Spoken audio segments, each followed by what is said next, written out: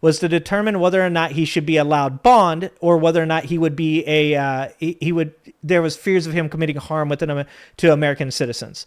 So the way that they denied him this bond was by saying that they contacted an informant, and this informant had said that they had verified that he was a gang member. Once again, an informant is most likely a criminal that is getting some type of kickback, whether it's a lessening of sentence or something else, by not by pointing out these people.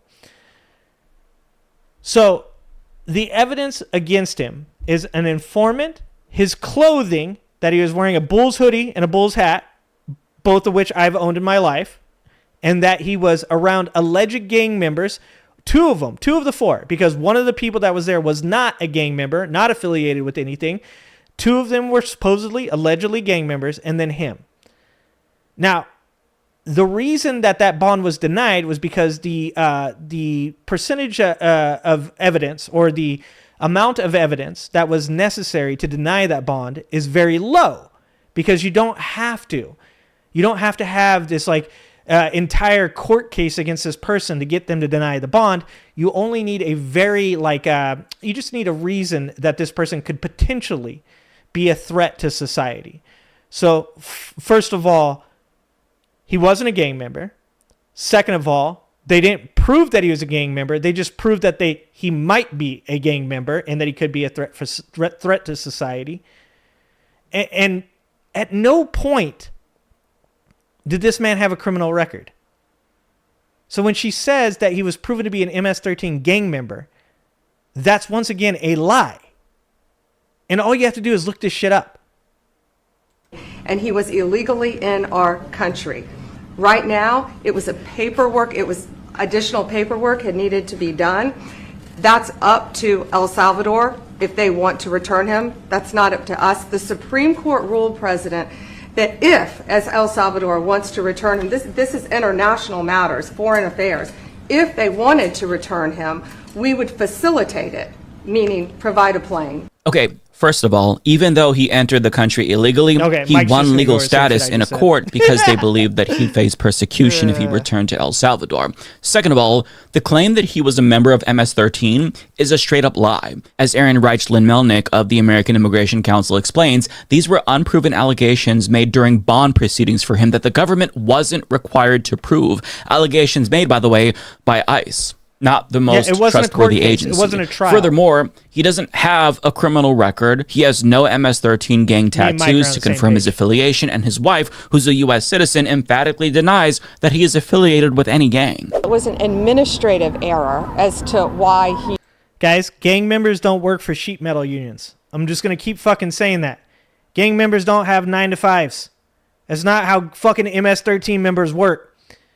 These people did not grow up around gangs, and it fucking shows, okay? A bunch of scared-ass white people are claiming that this dude's a gang member. I've seen the dude's fucking, his photos, his Instagram posts and shit like that. Gang members don't take fucking photos like that of themselves. This is not what you get from especially fucking MS-13. This guy isn't like a 33rd Street Crip. MS-13 is one of the nastiest fucking gangs on the face of fucking earth. They don't work at sheet metal jobs for the union. They don't fucking pose for pictures with their autistic children and their fucking kid with epilepsy. This is not the fucking way that gang life works. He was deported, and he is a known gang member. ICE testified he was a gang member, and we believe he should stay where he is. Jennifer, what do you say to these accusations that you just heard from the Attorney General that your husband is a known gang member? It's not a gang member. They're wrong. Not wearing North Face, dog. My husband is not a gang member. He's actually an amazing father, an amazing husband. That's who he truly is. And the sad irony is that he fled El Salvador because of gang violence. a judge in 2019, at least temporarily, said he can't be deported because he is at risk of persecution if he goes back to El Salvador. But here's the thing. If Pam Bondi actually had evidence that he was in a gang, well, then it'd be super easy to prove that in the court of law. Exactly. But the fact that they're refusing to give him or anyone else sent to this gulag due process tells you that they're not too confident in their claims. And that's because their claims are bullshit. It's because they're lying. 60 Minutes couldn't find criminal records for 75% of the 238 men sent to Sikot, meaning that 179 of them are probably going to rot in that gulag for the rest of their lives, even though they are completely innocent.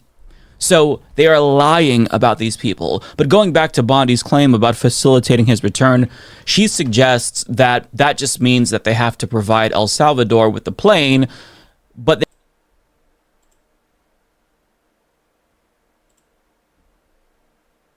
What happened? Are we still streaming? We're still streaming, right? Why is my chat down? Hold on. Sorry. Chat's messed up. 1 second.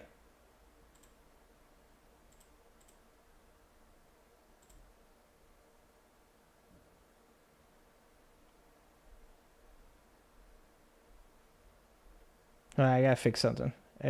Real quick. For some reason it says... There we go. Why does it say the stream is finished? Okay, hold on. There we go. It restarted. Oh, okay. I'm looking at my chat and I'm like, what the fuck? All right. I don't know why it restarted. YouTube decided to restart me. What a dick. I'm like, I've just been here ranting to myself, which is normal. I'll be honest with you guys. It's pretty normal. I need a grown up. All right. Thank you. Thank you guys. Appreciate you guys. I hope you guys didn't miss at least 5 minutes of that rant, because I was ranting hard. We changed channels. Did we? Maybe I shouldn't do more live streams. Holy shit. Okay. Yeah, hit the like button again. I wonder what happened there. That is so strange. Okay. Let's try it again. Back to it. But they can't compel Bukele to comply. Now, that's not just an oversimplification. It is a brazen fucking lie. The president of the United States is not powerless in this situation. Neither is the president of El Salvador, who has jurisdiction over that prison. See, if Trump demands the return of Abrego Garcia, Bukele will comply. But they're making the choice to not bring him back, and that's why they're refusing to comply. And they're defying the courts, even though Trump said he wouldn't defy the courts, which isn't necessarily surprising since he lies all the time. But just listen to his Orwellian answer when he was asked about this. Well, Mr. President, you said that if the Supreme Court said someone needed to be returned, that you would abide by that. You said that on Air Force One just a few days ago. And they said that it must be facilitated. Why don't push you just buttons. say, Sorry, guys. Isn't it wonderful that we're keeping criminals If it goes off again, out this of is my our country? fault. Why can't you just say that? Why do you go over and over? And that's why nobody watches you anymore. You know, you have no credibility. Please, go ahead. President Trump. Because he's not a fucking criminal. He's innocent. But Trump is basically saying, look, why won't you just believe whatever bullshit we tell you? We say he's a criminal and that's that. End of story. Accept our version of reality and never question it. And their version of reality, by the way, suggests that the Supreme Court sided unanimously in Trump's favor, not in Abrego Garcia's favor, even though if you read the 4-page document, it's very clear that that is not the case. But just listen, because this is wild to me. And what was the ruling in the Supreme Court, Steve? Was it 9-0? Yes, it was a 9-0. In our favor. In our favor, against the district court ruling, saying that no district court has the power to compel the foreign policy function of the United States. As Pam said, the ruling solely stated that if this individual at El Salvador's sole discretion was sent back to our country, that we could deport him a second time. No version of this legally ends up with him ever living here, because he is a citizen of El Salvador. That is the president of El Salvador. Your questions about it, per the court, can only be directed to him. That is a level of spin that is astonishing, even for this administration. Listen, the Supreme Court ruling is 4 pages long, as I mentioned earlier. I will link to that down below if you want to read it in its entirety. It'll take you less than 5 minutes. It's very clear. You don't need a law degree or know about Patrick, prove that he's a terrorist, Patrick. I want you to prove to me that he's a terrorist. I would like to see your evidence that he's a terrorist, Patrick.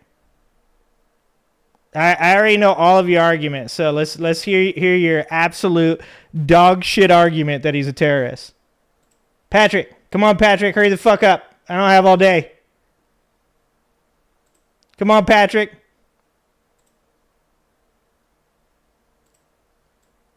Let's see. Hurry up, my stream's gonna go down again. Okay. I'm gonna wait for you. I'm gonna watch this video while you write with one finger out your dog shit argument constitutional law to understand what they're saying. They said that a lower court can't dictate how you do it, but you do have to facilitate Abrigo Garcia's return since he was deported illegally. And it's true that you could technically bring him back and deport him again. They do leave that possibility there, but they emphasize that he must be given due process, which he was not given when he was sent on a plane and sent to this gulag. And since he was denied due process in the first place, that is the reason why you have to facilitate his return, because you deported him in defiance of a court order protecting him from deportation, which demonstrates why due process is so goddamn important. But this is why Trump is deporting people under the Alien Enemies Act of 1798, because he thinks that it gives him permission to deny people due process in the same way that you would deny people due process in a time of war when martial law is declared. And even though the Supreme Court is stupidly allowing Trump to do that, they're still saying that you have to give people notice at a minimum, which obviously is impossible in practice since they don't have time or money to contest these rapid deportations. But they're at least trying to pretend like we still have due process and maintain the facade that there is law and order in this country. But in the case of Abrigo Garcia, the violation of his due process was so egregious that all 9 Supreme Court justices, including Alito and Thomas, said, even actually, Alito and Thomas, this was a fuck up. He's not an MS-13 legally protected member, from deportation. Prove that he's an MS-13 member. Patrick, prove that he's an MS-13 member. Prove it for me. Tell me, Patrick, what is the level of evidence used in a bond proceeding to determine whether or not somebody is a threat? At what point, Patrick, was Abrigo Garcia ever put on trial where it was determined in a trial with evidence that he was a MS-13 member? At no point was he ever determined to be a MS-13 member. They asked a informant if he believed that he was a MS-13 member. The informant said that he thought that he was. That was enough for them to deny him bond. It was not enough to deny him to stay in America under legal protections and not be deported. Absolutely zero fucking evidence. Patrick, did you grow up with gangs? Because I grew up with MS-13, Patrick. I know what MS-13 members are like, Patrick. Do MS-13 members work at sheet metal shops for the union, Patrick? Do you think they do, you fucking moron? Deported them, and now you won't bring them back. Patrick. You are my content. When you get Clarence Thomas and Alito to agree that Trump went too far, that's an indication that he went too far. But Trump's administration is trying to muddy the waters by pretending like the Supreme Court vindicated them in order to obscure the reality that they are brazenly violating court orders. I mean, it's not the first one that they violated, and it's not going to be the last. And at that same press meeting, by the way, Trump broadcasted his intent to take us down an even more dangerous path. You mentioned that you're open to deporting. Yeah, Patrick, you want to send American citizens to El Salvador, you moron? Does that include potentially U.S. citizens, fully naturalized Americans? If they're criminals and if they hit people with baseball bats over their head that happen to be 90 years old. Exactly, Reverend.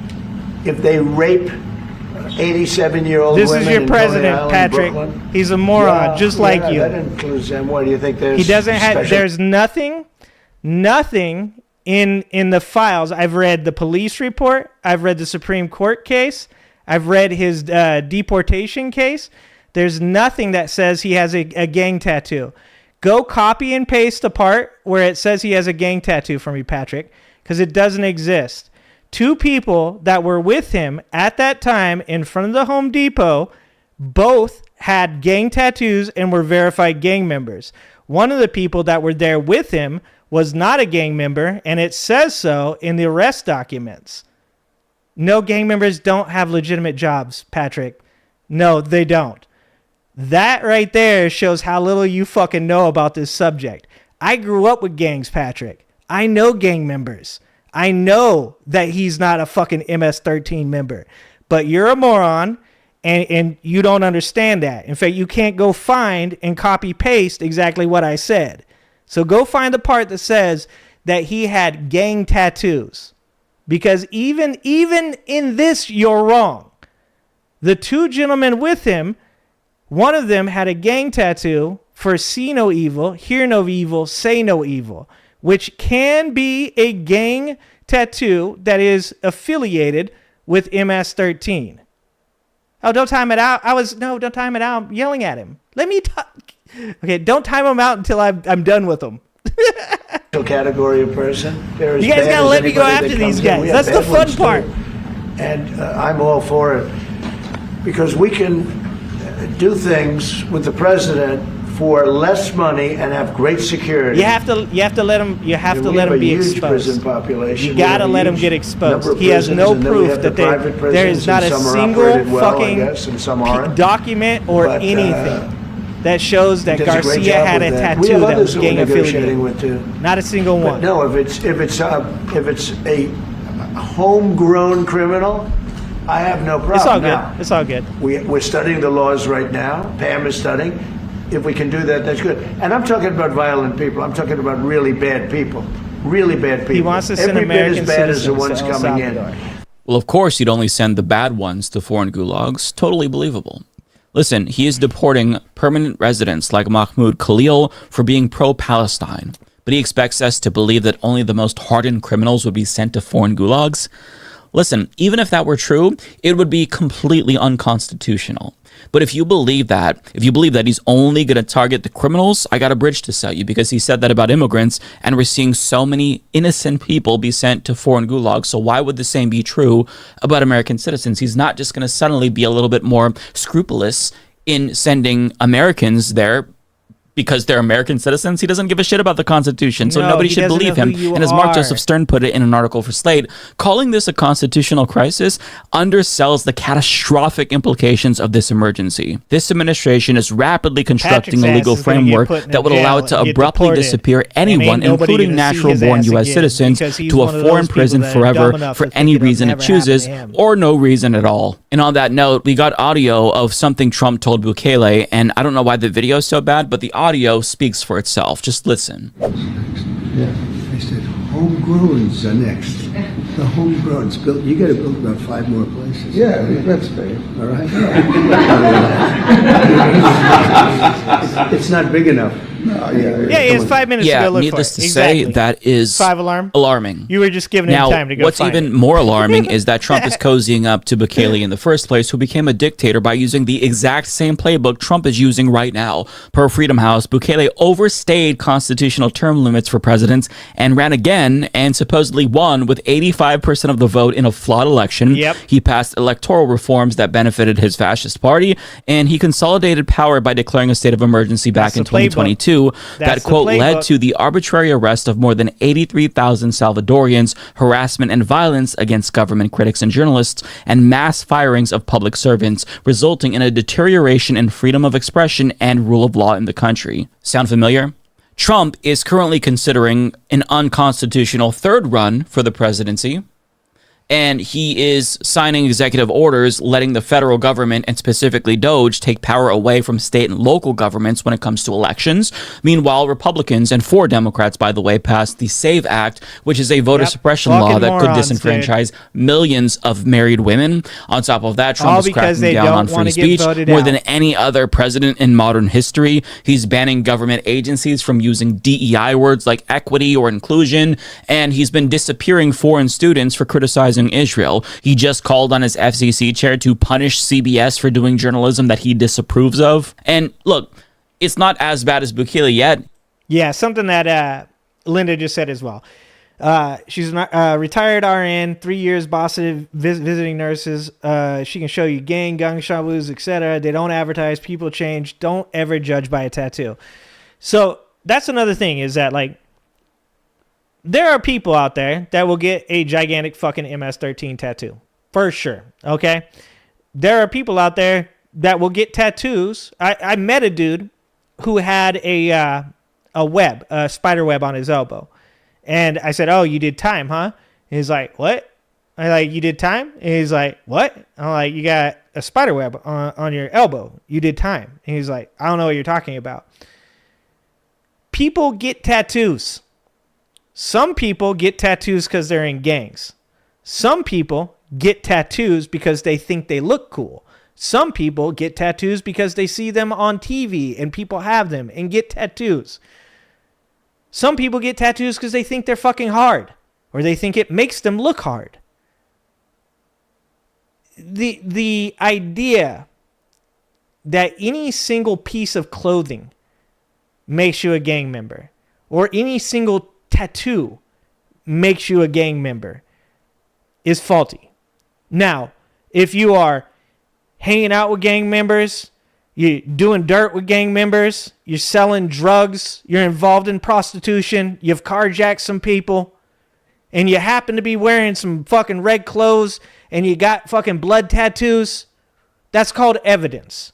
And that needs to be presented in a court where they will convict you of crimes. At no point was this man ever convicted of being a gang member. He wasn't convicted of a crime either. He was told he could be here in the United States of America as long as he continued to check in and do what he was supposed to do. They don't do that with terrorists. They don't do that with people who have actually committed crimes. This man wasn't some rich white man that gets to get away with whatever crime he commits. This man was a El Salvadorian that came over illegally when he was 16 because he was running from gang violence and was picked up while looking for work. And no matter what Patrick's dumbass tells you, they don't go to work at sheet metal factories in a union and try to provide money for their family. They do other shit to get money. MS-13 is not working union jobs. They're not working at your local grocery store. They're not fucking helping old ladies out with their cart. MS-13 isn't fucking going down to fucking Blockbuster when it was still around and checking out videos for you. You can't go into a bookstore and ask an MS-13 member to find you a book. It's not going to happen. These are people that are completely fucking disconnected from what it's like to live in poverty-stricken areas where gang members live. It's fucking insane. He presumably hasn't jailed 83,000 people, at least that we're aware of. But it won't be long until he surpasses Bukele at the rate that he's going. And like Bukele, he's denying immigrants due process and trying to come up with the most efficient deportation system imaginable. Kind of like Amazon Prime, but with humans, as Border Czar Tom Homan put it, which is a crazy-ass thing to say. Scott. And that includes creative new... He wasn't... Okay, you have to understand the chronology of events. In 2019, he was found and picked up. In 2019 in front of a Home Depot looking for work. This is before he had achieved any type of status to be allowed inside of the United States of America. So after it was determined that though he could not be here as a legal citizen, he did not need to fear deportation. I forgot how that rule goes. But as long as he continued to check in with ICE, he could continue to be here. He could get a job. He could get a driver's license, all of those things, right? So after that, he got a job as a sheet metal worker and a union member after he had married the woman that was in that interview. That was before he was in a union. I know you hate unions. Why am I fighting with you on why am I arguing, not fighting? Why am I arguing with you over this? I know it's because you hate unions. It has nothing to do with the union. You got to let them go, Scott. You got to let them go. You got to let that hate in your heart go for the unions. Scott, I know they hurt you. I understand they hurt you. Look, I'll be honest with you. Not all unions are good unions, but the existence of unions are a good thing. It's very important that people can unionize, but that doesn't mean that every union is a good union. There are plenty of unions out there that do really shitty jobs. There are unions that take money from corporations and get shitty contracts for their workers. There's plenty of criticism to be aimed at unions, but that does not mean that unions shouldn't exist. Unions 100% should exist, and the existence of unions have done insanely good things for American citizens. So I know you hate them. Calm down, Scott. Calm down. New ways to get tax-paying, law-abiding immigrants to self-deport, like by declaring them dead so they lose access to their credit cards and bank accounts, as the New York Times reports. So it makes sense why Trump and Bukele get along so well, because they're pretty similar. And neither of them have an interest in letting anyone ever leave Sakat, because, as Adam Serwer put it in The Atlantic, if Abrigo Garcia... So, when Scott says if he came here illegally, he has committed a crime. So... many people in our society have committed crimes. Some of them for really bad reasons. I'll make the same argument that I made to a conservative, that after I had this argument with this gentleman, he said he would love to have a beer with me. So I'll try it on you, Scott. This is the argument. When people are running from countries that have humanitarian issues, where they're running from human trafficking, they're running from murder, they're running from kidnapping, there has to be an idea of empathy within the American justice system that still exists. And there is, for American citizens still to this day, there are still judges that still operate off of empathy and give reduced charges to people in bad situations, right?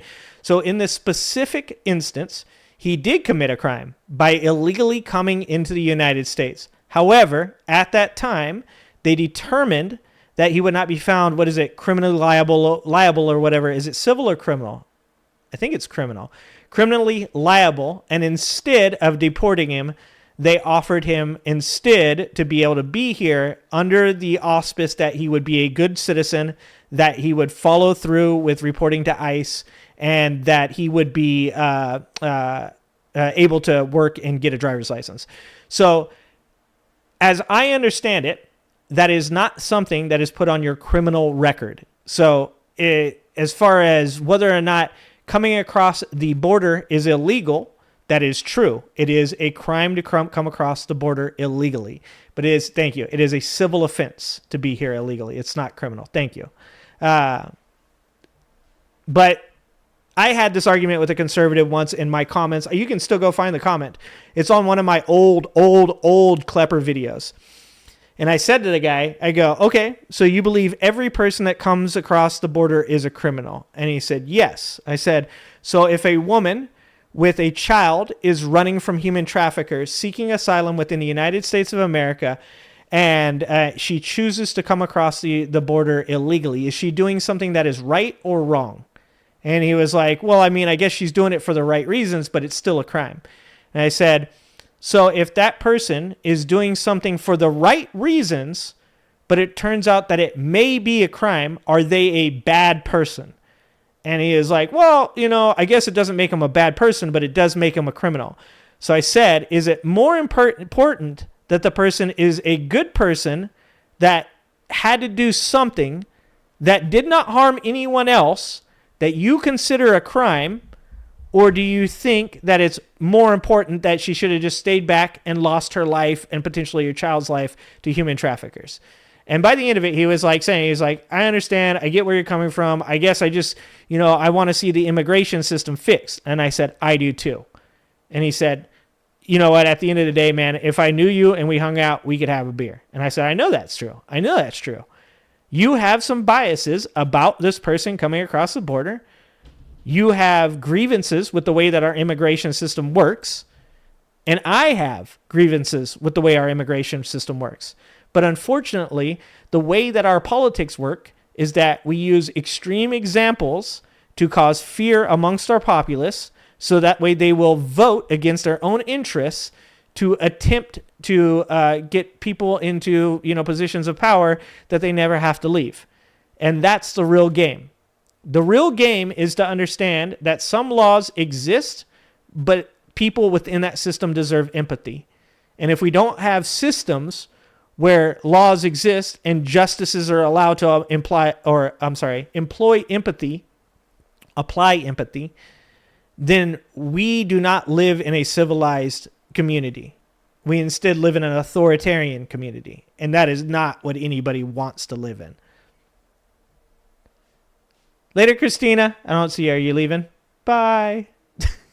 Bye. The returns, he could speak out about the conditions he experienced at the facility, which could have political consequences both for the Salvadorian leadership and for the Trump administration. And that makes sense. I mean, you wouldn't send them to a foreign gulag if you didn't want to torture them, because if you send them to an ICE detention center in... Stan says, as long as Cubans make it to U.S. soil, they're guaranteed entry.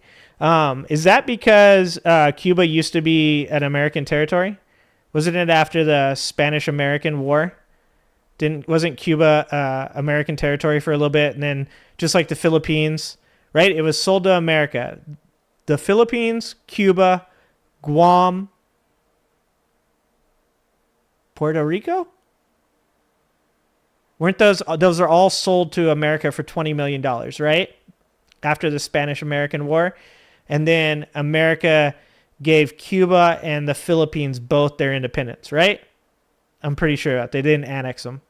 Trolls can't wait 5 minutes. Yeah, I know. But is that why? I wonder if that's why Cubans can get... as long as Cubans make it to I have to look that up. No, Cuba's not an American territory anymore. Cuba wasn't part of that? Are you sure about that? We're going to have to look this up. All right. I hope you guys get used to this, because if I'm going to do more streams, this is what it's going to turn into, is me, like, Googling shit. America, purchase, Cuba.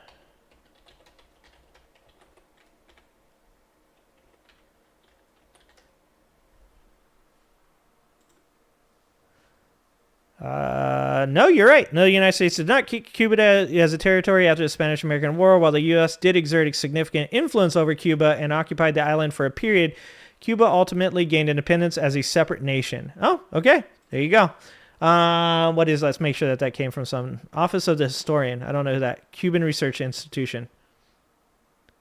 Yeah, always check fucking AI sources, dude.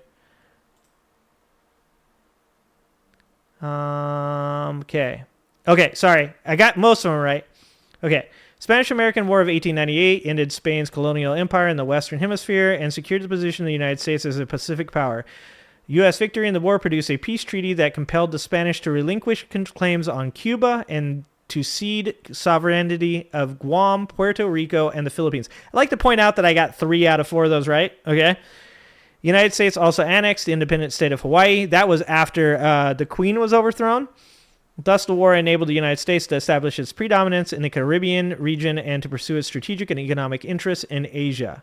And I believe Theodore, for as much as I like Theodore Roosevelt, attempted to annex the Philippines, wanted to annex the Philippines. In April, President William McKinley asked Congress for authorization to end the fighting in Cuba between the rebels and Spanish forces and to establish a stable government that would maintain order and ensure the peace and tranquility and the security of Cuban and U.S. citizens on the island. On April 20th, the U.S. Congress passed a joint resolution that acknowledged Cuban independence, demanded that the Spanish government give up control of the island, forswore any intention on the part of the United States to annex Cuba, and authorized McKinley to use whatever military measures he deemed necessary to guarantee Cuba's independence. So we could have attempted to annex Cuba and chose not to during McKinley's time. Donald Trump's favorite president, guys. I mentioned cigars. Have you ever had a real Cuban? No. I smoke cheap cigars because I'm cheap. I've smoked a couple good cigars, but I couldn't tell you what they are because I was at friends' houses. So the only time I've ever smoked good cigars is when somebody has been want to smoke one. And I recently started smoking cigars again due to stress. And then I was like, this is a bad idea. What the fuck am I doing? Why am I doing this again? And so I stopped again. And so I tried the Zen pouch. This is not this is not financial advice. This is not health advice. But I tried those pouches to just kind of get away from it. But Would I smoke a Cuban cigar? I 100% would smoke a Cuban cigar. If I had a Cuban cigar, I would try it because I've heard they're wonderful. I saw that woman complete the Rangers 3-day run. It was fucking impressive. It was insane. She was a fucking beast. Let's see. They ended that policy. Oh, they ended the policy in 2017 that granted them auto resident status. Cigars make men look classy. That's not why I smoked them, but most people will tell you I have no obsession for image at all. I'm not an image-driven person, as you guys can tell. I sometimes look like I should definitely shave. I forget to shave my head. I smell appropriately good. You started stress vaping after 12 years of giving up cigarettes. I know how you guys feel. I can't, the herb doesn't do it for me anymore. I smoked for 20 years on the herbal, but then it just kind of gave me anxiety after a while. Okay, let's let Mike. In Louisiana, for example, you're going to have American journalists snooping around. But if you send them far away to this remote area in a foreign country that's inaccessible to journalists, of course, you can basically do whatever you want to them. You can send whoever you want there with minimal scrutiny because it's going to be very difficult to get people there to report on the human rights abuses that are taking place. And Bukele was explaining this to Trump and basically cheering him on, saying, yeah, man, you're on the right track. That's not his words, but just listen. And in fact, Mr. President, you have 350 million people to liberate. Yes. But to liberate 350 million people, you have to imprison some. That's the way it works, right? You cannot just, free the criminals and think crime is going to go down magically. You have to imprison them so you can liberate 350 million Americans that are asking for. Okay, first of all, that's inherently incorrect because we have a for-profit prison system that does not rehabilitate people. Recidivism is like fucking, what was it? It was like 60 or 70%. People were being put in jail for marijuana, a fucking drug that I've never met in my single life, or a single time in my entire life. I've never met a stoner that goes out of his way to start fist fights or to steal or to fucking carjack somebody or murder. Like, we were putting people in prison with real, actual hardened convicts and turning them into hardened convicts because they were finding that when they got out of jail, they couldn't find work. The only people that they had connections to still were other criminals. You do not stop crime by habitually putting people in prison. There are people within our society that 100% belong locked away from society because more likely than not, they are going to cause harm to other people. That is true. But the percentage of people that are actually put in prison, that should be put in prison rather than potentially rehabilitated, is too goddamn high. Too goddamn high. The way that you solve people being or participating in criminal activities, the one that people care about, because white collar crime, nobody gives a shit about. People don't care that Donald Trump cheats on his taxes. People don't care that Elon Musk fucking does shit to his employees that should be considered illegal.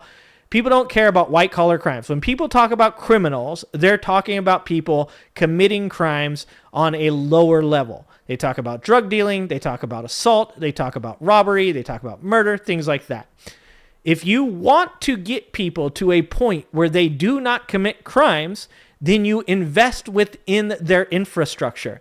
You put money into their communities. You help them through creating job centers and helping people find work. This is the idea. I'm going to do it. Here you go. We're going to do it as I always do it. Okay. This is Steven Pinker. A lot of people on the left, not a big fan of Steven Pinker because they think dumb shit like that he thinks eugenics is right. He fucking does not. Jesus Christ. Drives me, like I said, I have fucking smoke for people on the left sometimes too.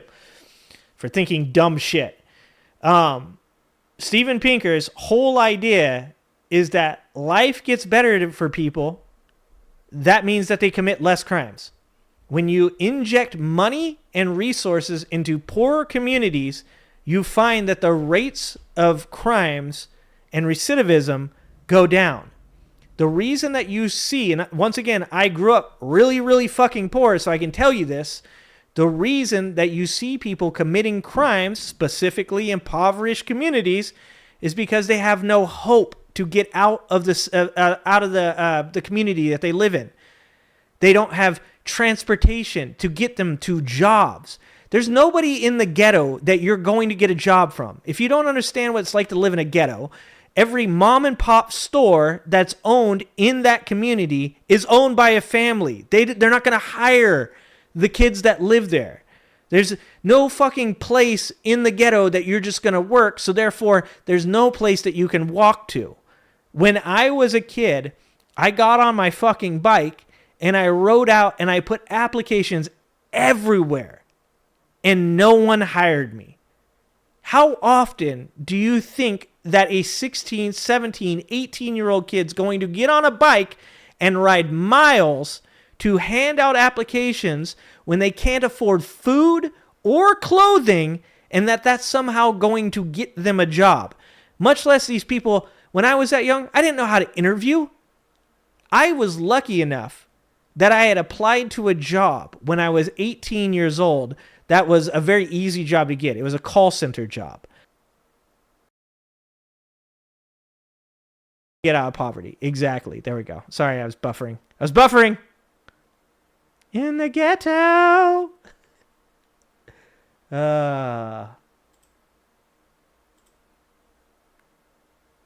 What is going on?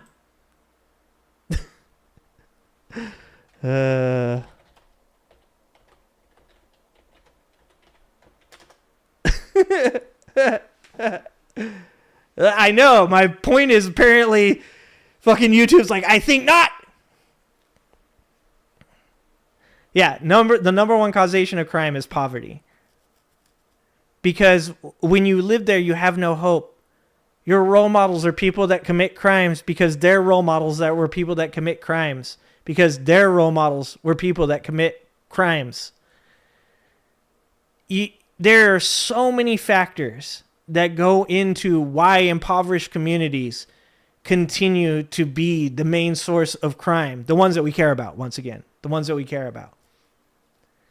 And when you don't recognize that the real problem is that these people don't have resources to get them out. You know how many people that I grew up with that if you would have given them a fucking hand up or a hand out, they could have fucking done something with their lives? Like, there were so many people, good people, that got left behind because there were no resources for them to get out of their situation. Like, when I said earlier, I grew up with gangs and, like gangs aren't out doing this, gangs aren't out there. I'm not even saying that those people are bad people. Some of those people that are in gangs, when you sit down and you talk to them, they're not bad people. They just do bad things because that's all they know. They don't believe that they'll ever get out. When I was younger, you could go get drugs from a person that was on parole, that was going to have a parole agent stop at their house, and you could get for half off. They called it a double up. So you could get $400 worth of product for $200. And then they would take that product and they would cut it and they'd make another $200 on top of that. So when you live in a ghetto, you can't get a job. Everybody around you is doing the same thing. You take what you can get. So that's how you end up with the person where you say to them, well, hey, man, why don't you go out and go get a real job? Why don't you do something else? Why should I do that when I can make $600 from $200 by being a drug dealer? You have to give them reasons to get out of that life. And you're not going to do that by putting them in jail. It doesn't work. It's never worked. And it never will work. Sorry, I am losing it tonight. Like I said, I'll do some more streams later this week as well. And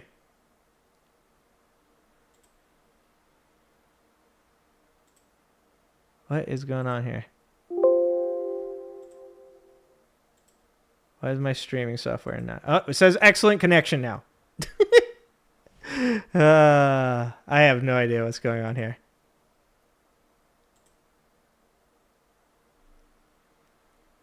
Apparently it is too spicy tonight. I'm being too spicy, guys. Fucking Patrick probably went and fucking reported my stream after I yelled at him.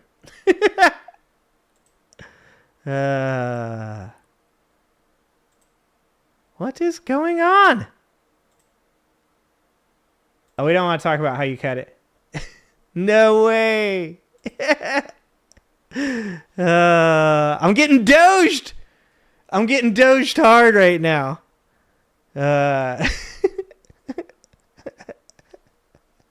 Is it is it doing that? Big Balls is hacking my content. Oh shit. What is going on right now? I'm gonna bring my other computer down here. I wonder if that's what it is. I should switch computers. We're going professional, guys. We're going professional. Okay. Hold on. What? Alright, hold on. Going back. Let's just watch this shit. I'm losing my mind tonight. Okay, I'll comply. I swear to God, I'll comply. Stop fucking with my stream. YouTube, stop. Let's watch this shit since the stream's being stupid. Let's just watch this one. This was happening to Pep Talks the other night, too. I'm telling you, YouTube, taking down the lefties. All right, let's watch this shit. You guys will like this. This is a video about how all Elon's friends, all Joe Rogan's friends hate Elon.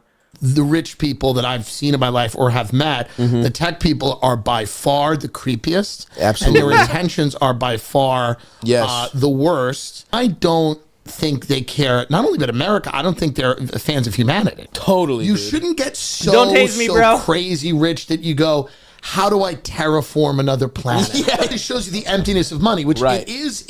Life is not about having lots of money. What Elon has done, I think, has exposed that there is no amount of money, no amount of money that you can give a human being where they won't Heil Hitler for kicks. All right, so it looks like some of Joe Rogan's closest comedy friends have been trashing Elon Musk, which I'm sure is making Joe really uncomfortable because obviously he's like one of the biggest Elon simps out there. And now a big part of his podcast is him just doing damage control and PR for Elon. But, you know, even with all the glazing and ass-kissing Joe does, it's still not enough for Elon. And I'm sure he gets annoyed that Joe doesn't tell his friends to stop making fun of him. Like, Joe's got to be nervous about his comedy friends going too hard on him and upsetting him and ruining their friendship because I'm sure Joe knows Elon is really sensitive. I mean, recently the guy almost started crying because people were trolling him while he's playing video games. And then he needed all his Sims to tweet about it and help him get sympathy by acting like he just got horrifically bullied while playing video games. It's so funny. And also at the end of last year, Elon, he started begging people to post more positive content on Twitter because he couldn't handle how much he's getting made fun of. But obviously that didn't work. So then a week later, he changed the algorithm to promote more positive content. No, I don't think that really worked either. But Joe obviously knows Elon doesn't handle getting made fun of very well. I mean, Joe was just on Kill Tony, and they had on Kyle Dunnigan, who was impersonating Elon. And Joe looked like he was thinking, man, I hope Elon doesn't get offended by this. Because I'm sure Elon's already constantly coping over Tim Dillon making fun of him. I mean, Tim's been trashing him like crazy, which Joe has to be stressed about. I mean, I honestly wouldn't be surprised if Elon complains about this to Joe. Because obviously he gets offended very easily, and Tim has just been roasting the shit out of him. So since Joe's good friends with Tim and has him on the podcast all the time, I'm sure Elon has tried to get Joe to tell Tim to stop making fun of him. Legalize comedy. Yeah. He's so fucking weird. Blade Runner drive. That was the design idea. I mean, this is the problem with these people. What kind of truck would Blade Runner drive? Scott, I'm just glad that I can see that you guys can still send me $10. Thank you, Scott. Love the content. Thank you for acknowledging unions are bad, except for a few. I almost said that in the Trump voice. Thank you for acknowledging unions are bad, except for a few. That is not what I said, Scott. Thank you for the $10. I mean, we're just handing the whole entire world over to like fucking nerds and freaks. First of all, the Cybertruck's disgusting. We can all kind of admit that. It's a heinous looking car. They explode. They go into trees and they explode and stuff. They're not good. They don't look dignified or classy on the road. I don't know who that appeals to. Now, I understand there's man-children out there that want to fly rockets to Mars because they can't fly their penis into a vagina. But I'm telling you right now, this is the grossest and cringiest shit anyone has ever seen in a very long time. And also, he's a guy that believes that we have to go to Mars and merge with AI and no longer be humans. And no one seems to question that. I don't think populism, as has been described, includes merging with machines and going to Mars. This isn't a movie where the movie ends with Elon putting you on his spaceship and going to Mars. You're not going to Mars. I'm sorry about that. These people are also That has been my point since the fucking beginning of this. I get it. I fucking love space exploration. One of the things I fought with people on the left consistently about is that I make the argument that space exploration, due to the technological advances that we have made off the space race, led to the ability to feed more people, to take care of more people. Now, it also led potentially to the creation of the internet, so we might be in the negative now. You guys might be winning this argument at this point. But I've consistently argued with the left because the left generally makes the argument that why should we be doing space exploration when we should be taking care of the homeless, which is a pretty good fucking argument. But I will constantly go back to there's a list of 25 things that we have now that we would not have if it wasn't for space exploration that have led to advances in medicine, led to advances in irrigation, have led to food preservation, tons of things. There's a lot of good things that have came from space exploration. So when people come at me from the right, from MAGA, not from the right, but from MAGA, and say, oh, so you're just against space exploration? No, I'm not. Oh, so you just don't like Elon? You don't like that he wants to go to Mars? No, I'm not. I don't care about any of that, to be honest with you. He can do whatever the fuck he wants with his money. You're just mad. You're just mad because we're going to Mars. We're going to Mars? We're not going to Mars, motherfucker. Have you seen Elysium? That's like the main issue right now with our society is all of these people that think this game is going to benefit them. We're going to watch that Gary's Economics. Maybe we'll watch it tomorrow. Maybe I'll get on stream and fucking lag for 2 hours with you guys again and buffer with you guys for 2 hours again. And we'll watch that economic video. He makes the point in that this game that's being played right now is not for the benefit of average everyday Americans. Even if you want to be best faith, even if you want to say that everything Donald Trump is doing right now is to fix a problem with our global trade deficit, it's not to benefit you and me. It is only to benefit rich people. You aren't going to Mars. You aren't going to own a robot servant.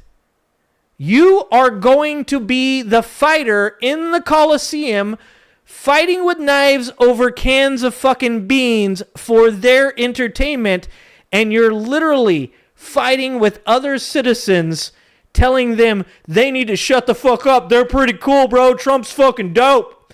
He makes fun of people. He insults people. What do you do? I insult people too. Not as good as he does.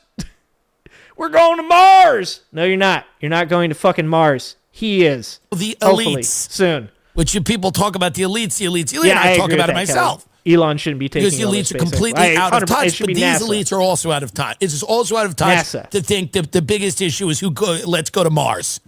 Go talk to a working family that can't put food on the table. See how many times they mention Mars. I don't know why it's Look at how out of touch that fucking Jeff Bezos thing that just happened was. Sending those ladies into space. Do I hate Katy Perry? First of all, I want to make this... Okay, I've wanted to say this, but I don't type comments on social media. So I'm going to say this in my safe space. You guys are going to hate me for this one, okay? What if... I'm just throwing it out there. Don't fucking cancel me yet, okay? What if the reason that Katy Perry was kissing the earth when she went into space and came back was because she saw the big, beautiful earth and she wanted to give it a kiss from up top? You know what I'm saying? Like, if you shot me into space and I saw something as beautiful as the fucking planet Earth, Mother Earth herself, and then I came back down to Earth, I'm kissing her too. Okay? I'm first going to ask if it's okay, because that's the appropriate thing to do. All right? First, consent, and then I'm going to kiss Earth. So first of all, I think you guys are being a little bit of haters on Katy Perry. Was she being a little dramatic? Probably. Was she doing it for the reasons I'm suggesting she might have been? Probably not. But what if she was? What if she went into space, saw that big, beautiful, round ass of Mother Earth, and she just came back down and just wanted to give Mother Earth a kiss to let her know that she loves her? What if that was just, I'm just throwing it out there as an alternative theory, just throwing it out there. But anyways, I digress. It's so out of touch to be down here right now, going through the shit that we're going through, to think that average everyday Americans are going to be like, woo, we shot ladies into space.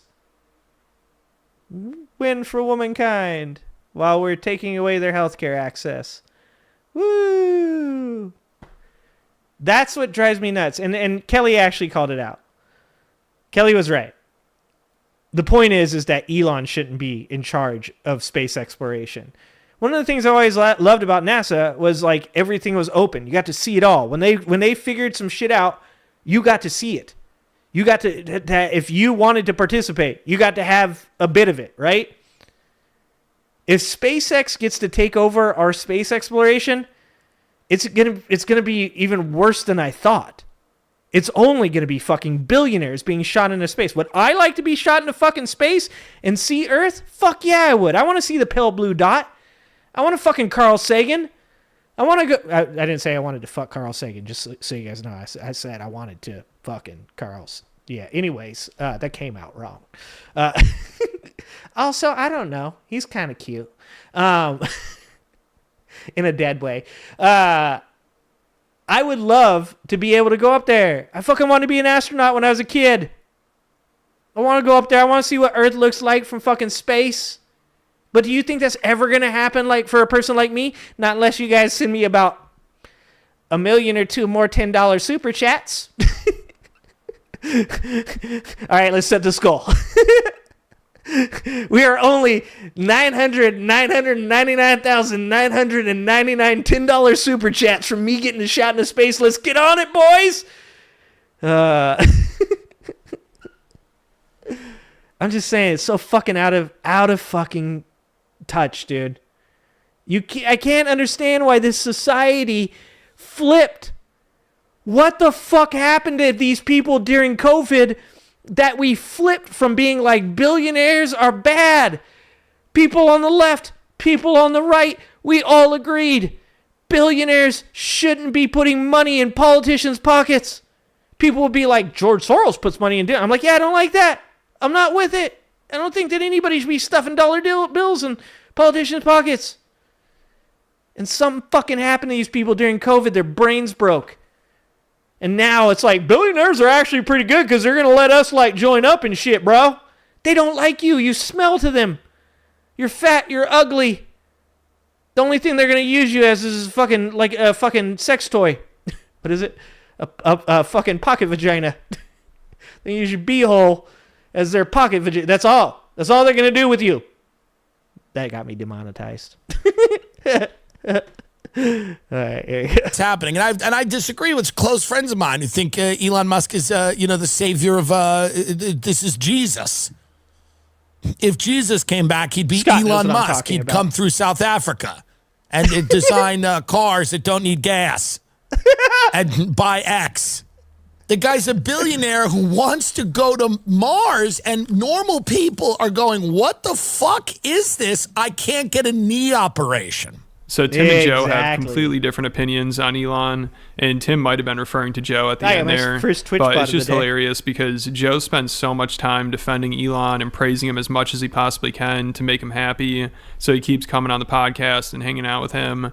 But now Rogan's comedy friends might... I'm going to be honest. I don't know. Okay, so this is like I said. I'll disagree with people, right?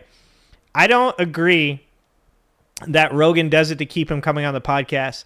I think Rogan is like that jock dude that finds a nerdy kid, and he's like, no, he's like a cool dude. He's a cool dude, guys. And people are like, I heard that he fucking kills squirrels and stashes them under his bed. And he's like, no, he's a cool dude. He really is. Like, you guys gotta like hang out with him, talk to him sometime. Try some ketamine with him.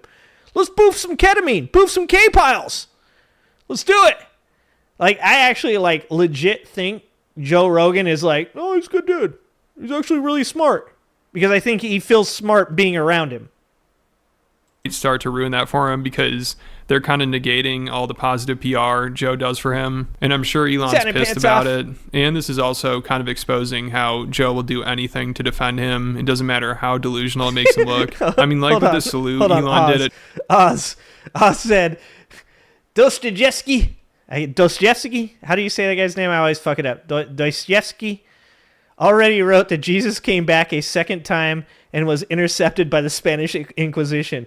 Bro, that's a good fucking theory. Like that Jesus has actually tried like multiple times. Jesus is like it's like a Call of Duty lobby. He just keeps respawning. He's like, okay, maybe this time. They got me again. Really trying to just fucking save this place. Trump's caught me 3 times at the border and sent me to an El Salvadorian prison where they fucking unalive you. At this point, Jesus might actually be trying to get into fucking America to fucking save us. And we're just like, get that motherfucker. He's hanging out with MS-13 in front of the Home Depot looking for construction jobs. You think Jesus is working at a sheet metal shop as a union employee right now?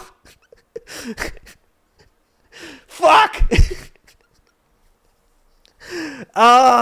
Jesus just walked all the way across Mexico. Fucking got to the border and they're like, no, I don't think so. He's like, I'm Jesus though. I'm here. And they're like, yeah, whatever, bro. Get the fuck out of here. I'll put a hole in you. It's like, not again. I just respawned. Oh, Jesus Christ. At Trump's inauguration, seeing how Rogan reacted to that compared to how all his comedy friends reacted, it shows how far gone he is. Because most of Rogan's comedian friends seem to think Elon did a Nazi salute, or at least looked just like one. And it sounds like Elon's response to the controversy made them believe that theory even more, because he acted like it was completely ridiculous to think it looked like one. So some of Rogan's comedy friends are like, he's just trying to gaslight us here. This is crazy. And Elon also never even denied doing it. He's just like, Jesus is sitting in a car somewhere with his wife, fucking waiting to rapture the whole goddamn country and get us out of here. Fucking ICE just showed up and asked him his name was Anthony and broke the fucking window and drug him out of it. God damn it. He's like, my name is Jesus, like Jesus. And they're like, whatever, Anthony. We're sending your ass to Louisiana. It's like, again, with the Nazi stuff. But, of course, who did deny it for him? Joe Rogan. Of course, he'll jump at any opportunity to defend Elon and embarrass himself. And it's funny. He said people only believe it was a Nazi salute because it fits their narrative. But it sounds like most of his friends believe that, and it kind of goes against their narrative. I mean, Shane Gillis, his reaction have I was ever like, showed you guys I know this? I'm supposed to defend. Let me see if I can find this real quick. Hopefully my stream doesn't lag out. God, I have PTSD now. What is it? American History X.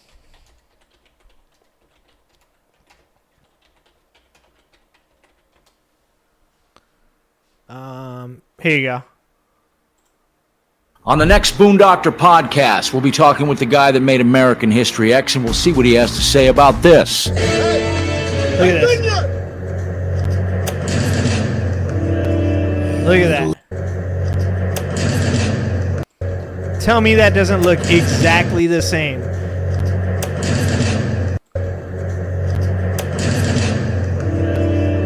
Little internet devils. We're going to subscribe to this guy because I want to see that video. That right there. When he did that shit, when he did that salute, I was like, hold on. I fucking seen that before. I was like, there is no way that wasn't a Nazi salute. I was like, I've seen that before. Where have I seen that before? And then it was probably about like a month, couple weeks after the that happened, the incident. And somebody put that video out, and I was like, my God, that is the exact same salute as the dude in America History X. I was like, I fucking knew I saw that from somewhere. How crazy is that shit? Luck Dragon says, I hung out with Nazis when I was a kid, and that's why I'm on the group chat right now. I mean, those are both question marks. I don't know if those are questions, Luck Dragon. I'm not sure if those are questions. But I did. I grew up around skinheads, Peckerwoods, Featherwoods, 88s, SWP, WP, NLR. One of the fucking most violent Aryan Brotherhood gangs comes from where I grew up, NLR. And so I know some Nazis when I see them, and I know skinheads when I see them. This was not a choice. I lost the hair. I did not join the gang. But yeah, I know quite a bit about white supremacy, and then I learned a lot more about like how it's infested in upper middle class society through Joe Moore's book, Broken Badges and White Robes. But yeah, I know a lot. Okay, you're just kidding. Okay. I was like, Luck, it's me. I mean, I was the one. Found that, but that's a tough one. And it seems like most of Rogan's comedian friends mocked Elon Korean for skinheads, it. I don't doubt that. They thought his like response I said, to NLR, it was also Nazi really lowriders. bad. So I give them credit here for having their own opinions and not just going along with what they know Rogan would want them to say. Because this also just shows how Rogan will shamelessly defend anything Elon does, even if it makes him look completely ridiculous. But all these people, Manny, on I lost Twitter me for a bit are too, just buddy. chiming in saying it's clearly a Nazi salute. He's doing a Nazi salute. Yeah. No. So dumb. No, dude. Like, here's the thing. If you can read people's body language, I mean, everybody to a certain, well, I don't know. Maybe some people are just fucking dumb. Most people, let me rephrase that. Most people can read people's body language, right? If you see the way that he's literally doing that because he's agreeing with something that he knows he shouldn't be agreeing with. If you notice the way that Joe Rogan did that, he's like, oh, like, no, you're not doing the fucking wholehearted fucking thing he did because you know it looks like a Nazi salute. If you didn't think it was, if you look at all these people, Charlie Kirk, when Parker Get a Job called him out, and he said, didn't do the thing or whatever. And he was like, yeah, I'll do it. There you go. Like, there you go. There you go. Like, yeah, you won't do it. You won't do it because you know it's a salute. That's why you're like, he's saying, my heart goes out to you. My heart goes out to you. No. No. All this gesture means is Heil Hitler. And that's Joe Rogan's friend. Means. It's so dumb. It's not clearly. Yeah, it's crazy. The whole thing's crazy. But that's a sign of the times, and they couldn't help it. They saw a thing, and they're like, this is the thing. We're going to run with it. But tossing a fucking... Yeah, that was crazy, though. That's not that much... That's not an inauguration. You can't do that at a political rally. And then being like, oh, my God, enough with the Nazi stuff, dude. It's like, that was wild. That was a close one. Fascism is real, folks. Here it is. My heart goes out to you. Like I said, do it for fucking real, dude. Do it like he did it. And if you can't do it like he did it, then it's a fucking Nazi salute. My love goes out to you. I'm sorry, I'm autistic. I'm autistic. I didn't know what this is. My heart goes out to you. Dude. It's just look weird. at the body language. Look at the body illogical language. And weird. One person coping. To the fucking, dude, the justification that fucking people have done. He was fucking, dude, you didn't let him finish. He was gonna wave. He was turning it into a wave. He was throwing his heart to the world. This thing that is a real problem in today, where people will pretend something is something other than what it is if it suits their narrative. Right. And that's what this is. Yes. So you got to go. Yeah. Hey, that's exactly. Hold on. Let's play that one more time. Joe just spoke the goddamn truth. Good job, Joe. Way to go, Joe. This Joe said thing that is a real problem in today, where people will pretend something is something other than what it is if it suits their narrative. Yep. That right there. That's the second time in like 2 streams that Joe Rogan has said the truth on accident.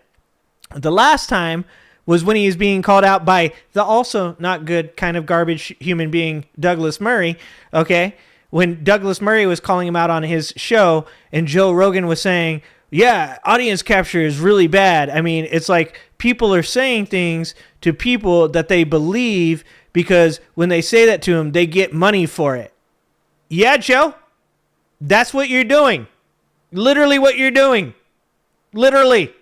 Like that's probably the first time in a long time I've used that word in the right way, actually. Because right now it's actually pretty fucking easy. Yes, people indeed see something for what it is and then twist it to fit their own narrative. That is what you're doing, Joe. Jesus Christ. Right. And that's what this is. Yes. So you got to go, hey, that looks a lot like some Nazi shit. Yeah, I'm not going to lie. I should probably not do that in the future. Got a little too Once again, just like the Douglas Murray shit. I don't like any of these guys. I don't like Andrew Schultz, Tim Dillon. I don't have too much of a problem with Tim Dillon. I think Tim Dillon's funny. The rest of these guys, I don't fucking give 2 shits about who they are. They're all Joe Rogan's pretty much unfunny buddies. Somebody apparently finds them funny because they're popular.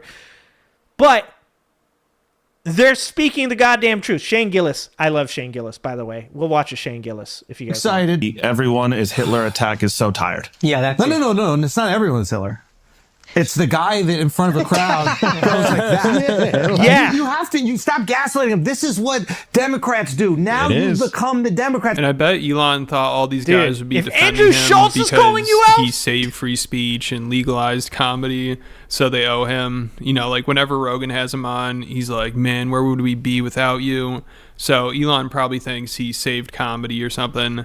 Like the guy's clearly delusional, and he desperately wants people to think he's funny and cool and edgy. But some of these comedians like Shane Gillis and Tim Dillon, and dude, it's not that fucking hard. Okay, this is not calculus. This is Math 54. And I know that Terrence Howard has a real hard time with Math 54, but everybody but Terrence Howard should be able to figure out this equation. Elon Musk is a person who grew up with a fucked up parent, his dad, who has children with his stepdaughter that he raised since she was 3, okay? He grew up in a fucked up family. He had no friends, no social structure, no etiquette, no social etiquette, no idea. He legit is probably on the spectrum. And he wants friends. And he has a lot of money. And what people that are not popular, that are socially awkward, that have fucked up childhoods, that have a lot of money do, is then they buy their way into places and then they expect people to just take them for whatever they are. The problem with what Elon did here, and it's probably a fucking good thing for the rest of society, is the people that he wanted to buy into the circle. He wanted to buy into the circle of the funny people. And the thing about comedians is you might not always like everything they say, but a lot of the times they're saying what they see, except for Joe Rogan apparently. They say what they see. So Shane Gillis, gonna call him out. Tim Dillon, gonna call him out. And apparently even Andrew Schultz, who in my opinion is not a good comedian, is even gonna call him out. This is not fucking calculus. This should be pretty fucking easy to understand. He bought a membership in the wrong club. And they don't want him there because he's awkward and they don't give a shit how much money he has. Just think he's out of his mind and needs intervention or something.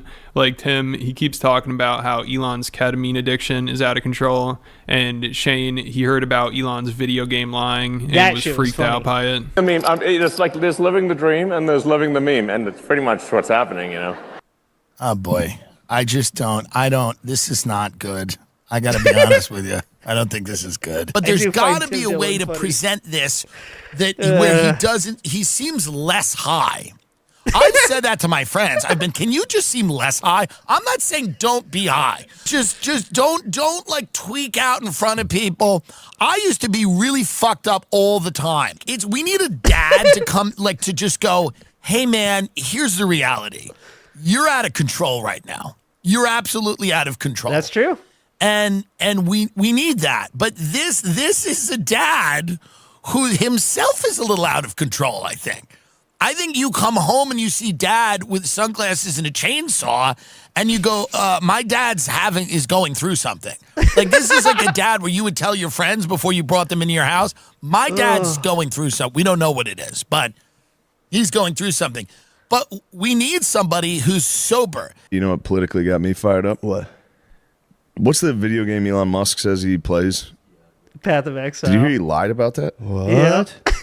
He's like, he's not even that good at it. This shit's amazing. He was cheating. He had somebody else playing for him. He was video game lying. That's psychotic. Really weird, yeah. If that's true, I don't know the story. Yeah. If it's true that Elon Musk is video game lying. Video game That's lying. fucking weird. And it is true. And the funniest thing is Elon bragged about the gaming score he's lying about on Rogan's podcast, and Joe, of course, was all impressed by it.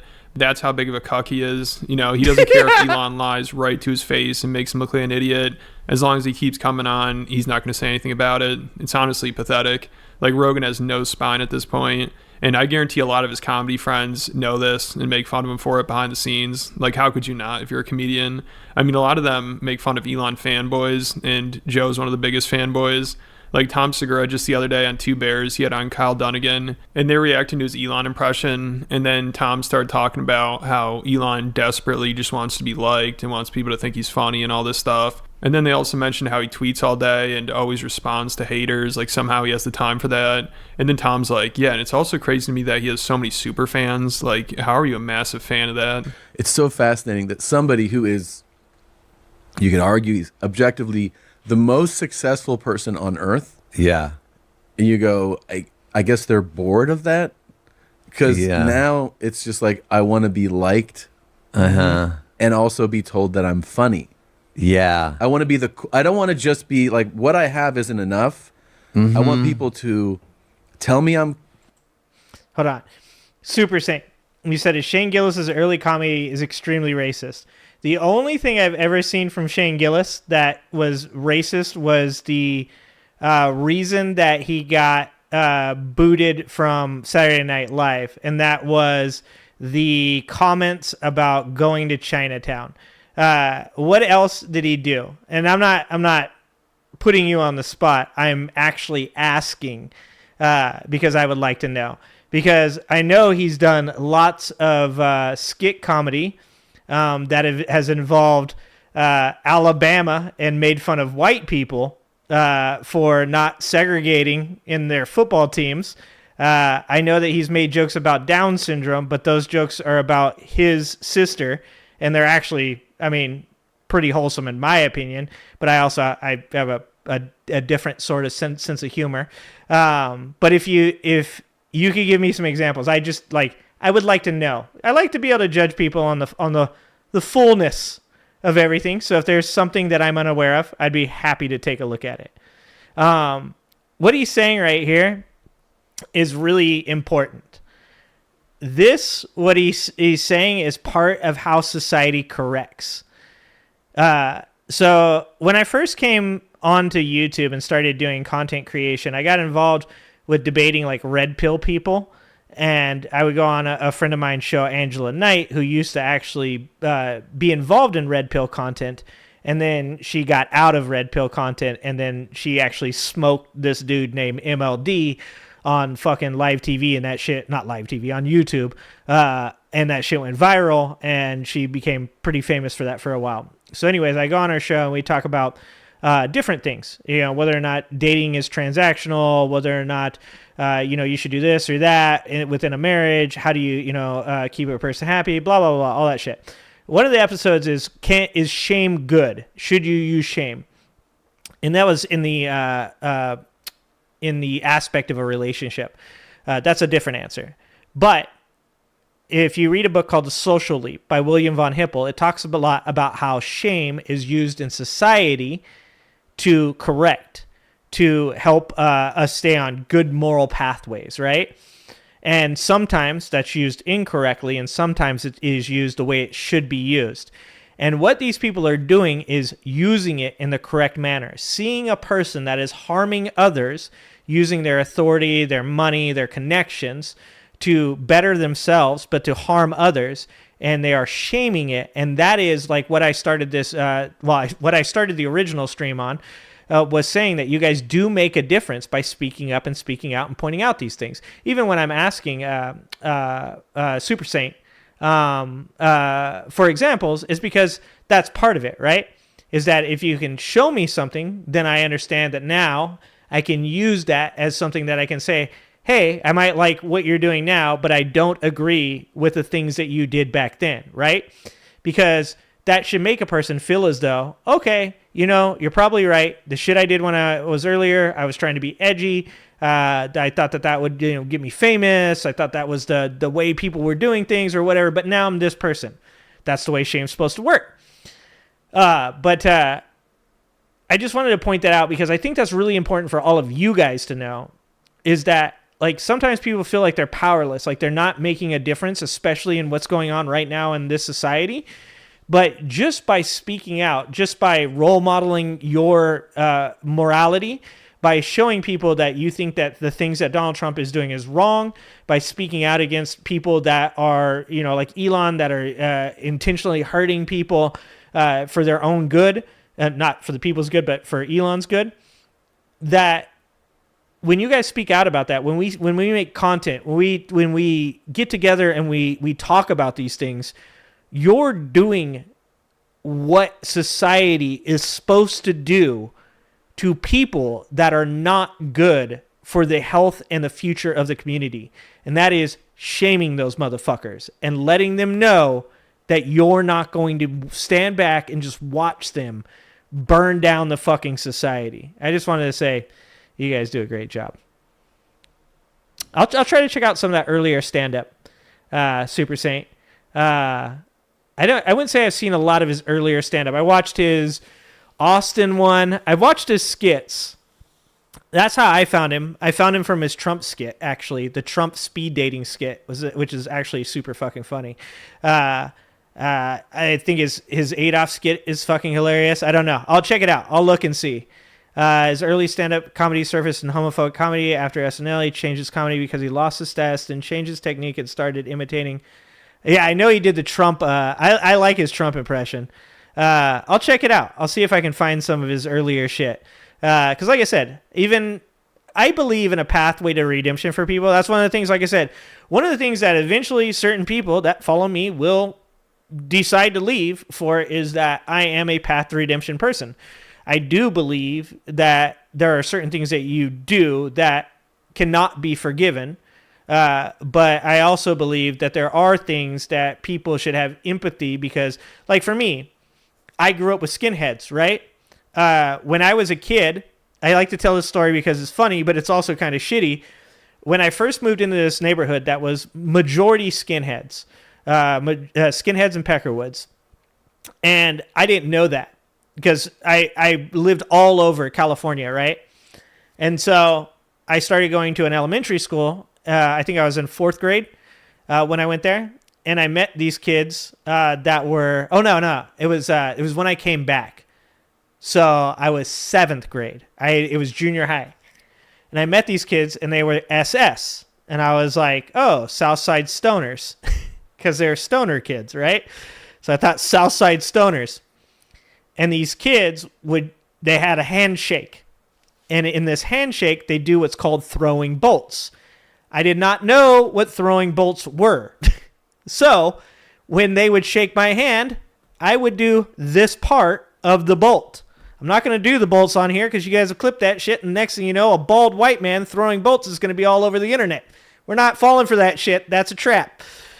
But I would do my part. I would shake the hand and then I'd throw the bolts with them. I did not know that what I was doing was a very racist thing. And then I met my best friend, the person who became my best friend, and he's half black. He also was quite savvy to racism coming up in this society. And we shook hands, and I tried to throw bolts with him, and he was like, "What the fuck are you doing?" And I was like, "It's what we do. It's a secret handshake, bro." And he's like, "Nah, dog. That's fucking racist." And, you know, I'm not making an excuse for anybody else, Shane Gillis or anybody else. I'm just saying there was a potential in my life, if you looked at the people I was hanging around and the things that I was doing, inadvertently or not that anybody would believe me today, right? Like, if you had video of that and it showed me doing that, you guys would be like, "What the fuck? Angry Ginger's a racist piece of shit." And I'd be like, "Nah, guys, I didn't know." And you guys would be like, "Fuck yeah, you knew. How the fuck didn't you know?" I didn't know. But I know now. And I hope I'm a better person. I don't think I was a bad person then. But I hope I'm a little smarter person. And what I'm saying is everybody, right?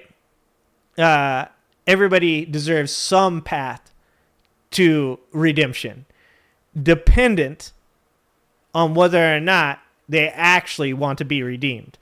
And so, like I said, some people are going to choose not to follow me because of that, because some people are definitely those type of people. Once you've done them wrong, they choose to, you have no way back. I'm a person that says, I can forgive you, but I can never forget, right? So that means that I will forgive you for your past actions, but I will not forget that you did them. Therefore, if you go back into that mentality or those behaviors, I will remember that that's what you used to do, and I will no longer forgive you. That's the way that I hold people to the example that they claim that they choose to be. And, you know, if their past actions is evidence that they're not that person, and then they repeat that evidence, then I don't have any time for that shit. Anyways, yeah, so you guys know some of my fucking whoopsies. It was I think I was 13. If you're talking to me, Max, I think I was 13. Yeah, I don't know. I would have to see. Like I said, I believe you, Super. I believe that what you see made you feel that way, but I never take anything from anybody's word, right? Like I said, I believe in secular humanism. I believe that something can be true, but I have to see the evidence for me to agree that it's true. So I don't want that to be like, I'm like, you're not right. That's not what I'm saying at all. I'm sure whatever you saw made you feel that way, and like that's you. For me, I have to see the evidence. Just like in the case of this alleged MS-13 member, I don't agree with that, that he is, because I don't see the evidence. So first I have to see it. But that doesn't mean that I'll avoid the evidence either. I will try to look that stuff up and see if I can find it. You're a good man for that. Absolutely, forgiveness can be earned, but never forget that, especially when it comes pattern. Yeah, exactly. A genius? Tell me I'm cool. Yeah. And know that I'm funny and cool. It's such a... Really, and he has like an 8-year-old sense of humor, which is funny. It's like, yeah. Like his car's he fart. 100% has his that's what an 8-year-old yeah. would do. He's like, that's pretty cool. Yeah. Yeah. Makes a false sound. My car's flying around Uranus. It is a really he does a pretty good impression. Personality. Yeah. And I always am fascinated by someone who has time for bullshit, like the pettiness, where you're like, yeah, like if you send enough tweets about Jeff Bezos or something, like he's never going to respond to you. Of course Carlos not. Slim's never going to be like, oh, you're making fun of me.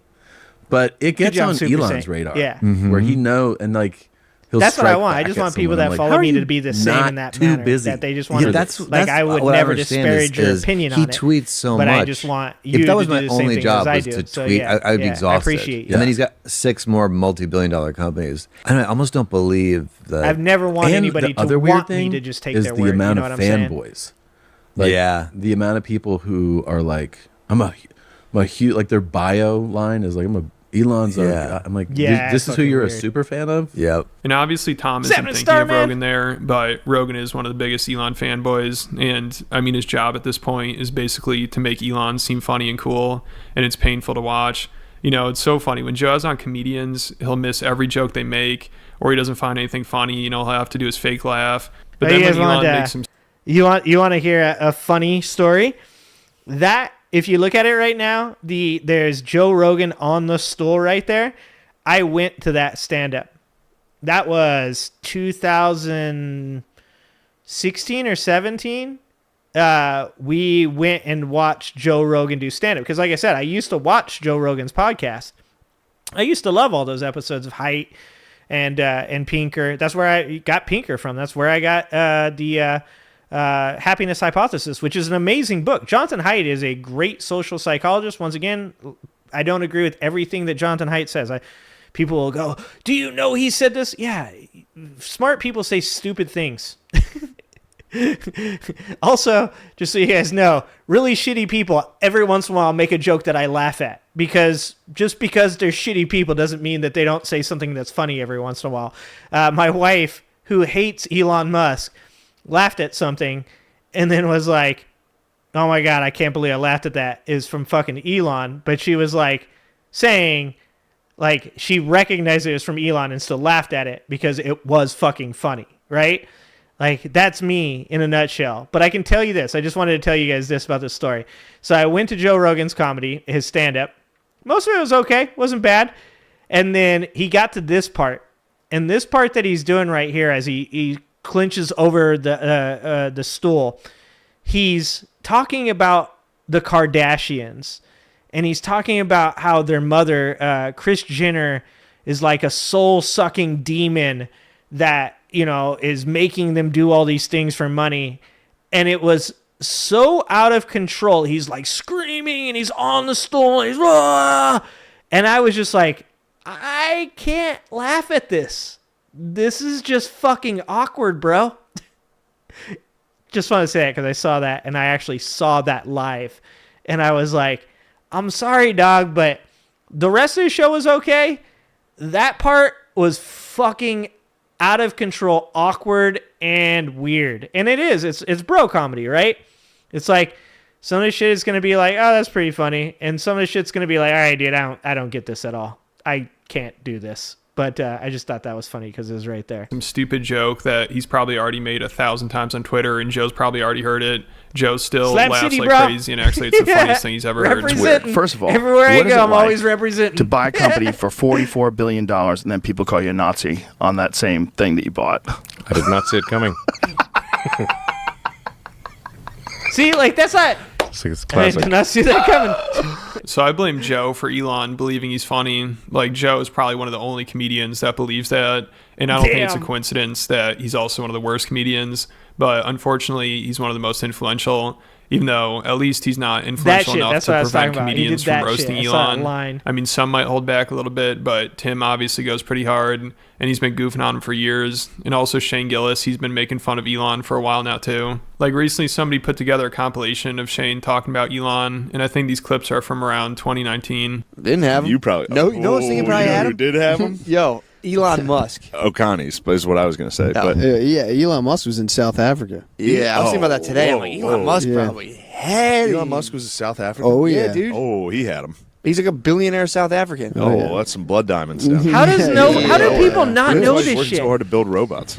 God damn, it's so weird to me that people, I mean, I guess I live in a bubble, right? I mean, I don't live in a bubble, but it's so crazy to me that people, I mean, they're saying he's not saying good things about this, but they'll say good things about these people and not know, well, I guess I'm saying that about Shane Gillis. That's pretty funny. Oh, the irony. Fucking called out by my inner voice. But the other day, what did I see? Oh, I saw it was to do with the tariffs. And that's what it was. It was conservatives now putting forth bill because they're concerned that the tariff math quadrupled the tariffs and that there's a mistake in the math. And I'm like, wait a minute. I put out a video on that like a week ago. Wait, I know about that, but fucking like conservative fucking tech investors didn't fucking figure that out? Like, what are you talking about? Like, I barely have time to research any of this shit in my regular fucking life. And you're telling me a bunch of conservative fucking investors didn't figure out before I did that the tariff math they were using was quadrupling the tariffs to these obscene numbers? These are people that do math all the fucking time. I'm like, what? Do I live in a crazy town? How is it that I see this shit and then like a week later somebody else sees it?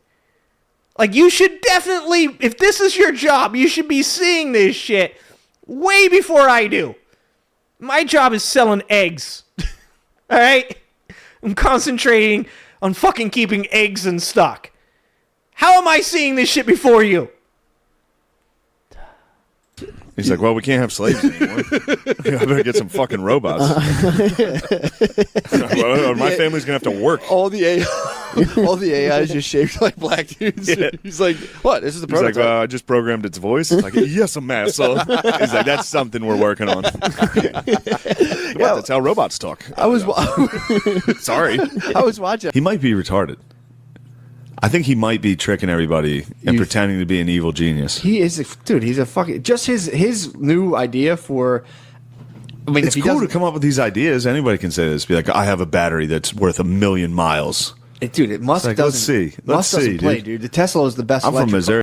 Well, the thing about saying I have a battery that can go 1,000,000 miles, and this is something that was pointed out to me. I've told this story many times on this stream.